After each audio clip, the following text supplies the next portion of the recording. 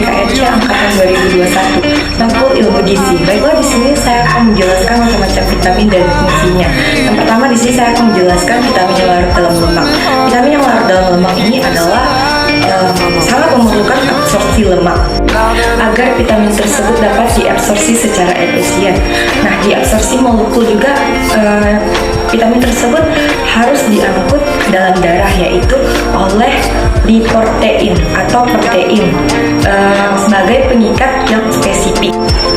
Dan yang merupakan vitamin yang larut dalam lemak dapat dibagi menjadi 4. Yang pertama adalah vitamin A, yang kedua adalah vitamin D, dan yang ketiga ada vitamin E, yang keempat ada vitamin K. Baiklah, yang kedua ini saya akan menjelaskan vitamin yang larut dalam lemak.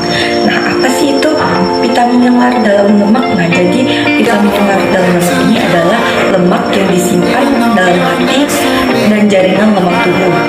Nah, selain itu vitamin ini juga tidak dapat diekspresikan oleh tubuh dan tetap disimpan dalam tubuh. Selain itu, jika terjadinya kekurangan pada vitamin larut lemak ini, maka gejala yang akan muncul adalah terjadinya perkembangan yang sangat lambat. Kemudian umumnya vitamin ini larut tidak diekspresikan ke urin, tetapi ke feses. Nah, untuk yang selanjutnya di sini kita akan mengetahui jenis-jenis vitamin yang larut dalam lemak. Namun sebelumnya tadi sudah dijelaskan jenis-jenis vitamin dapat dibagi menjadi 4. Namun di sini kita akan mengetahui fungsi dan akibat kekurangan dari vitamin tersebut. Nah, baiklah, di sini saya akan menjelaskan vitaminnya, fungsi dan akibat kekurangan dari vitamin tersebut. Yang pertama di sini ada vitamin A. Vitamin A ini berfungsi sebagai yang pertama itu sebagai pigmen penglihatan di retina dan sebagai antioksidan. Akibat dari kekurangan vitamin A ini dapat dibagi menjadi 3. Yang pertama terjadinya rabun ayam, yang kedua yaitu espalmalia, dan yang ketiga yaitu karantina kulit. Nah, untuk yang kedua di sini adanya vitamin D. Vitamin D ini berfungsi sebagai yang pertama untuk menjaga keseimbangan kalsium, yang kedua meningkatkan penyerapan kalsium di usus, kemudian yang ketiga terjadinya metabolisme mineral tulang, kemudian yang keempat terjadinya regulasi genetik referensi sel. Akibat dari kekurangan vitamin D ini yaitu terjadinya mineralisasi yang buruk pada tulang, kemudian osteomisasi dalam kurung demineralisasi tulang. Nah, untuk yang ketiga di sini ada vitamin E. Vitamin E ini fungsinya sebagai antioksidan terutama pada membran sel, kemudian berperan sebagai sinyalisasi sel. Akibat dari kekurangan dari vitamin E ini sangat jarang terjadi di fungsi saraf yang serius. Kemudian yang keempat ada vitamin K. Vitamin K ini berfungsi sebagai membantu pembekuan darah dan matriks tulang. Akibat dari kekurangan vitamin K ini terjadinya gangguan pembekuan darah dan penyakit pendaraan. Baiklah, untuk selanjutnya yang kedua ini saya akan menjelaskan vitamin yang larut dalam air. Nah, apa-apa saja sih ciri-ciri vitamin yang larut dalam air? Yang pertama yaitu terjadinya disentase oleh tumbuhan kecuali vitamin B12. Kemudian yang kedua terjadinya ketidakstabilan dalam penyimpanan kecuali vitamin B12. Kemudian yang ketiga berfungsi sebagai konzaim faktor kecuali vitamin C. Kemudian yang keempat, 3 vitamin yang saling kerjasama. Yang pertama tiamin, yang kedua riobapalmin, dan yang ketiga niacin.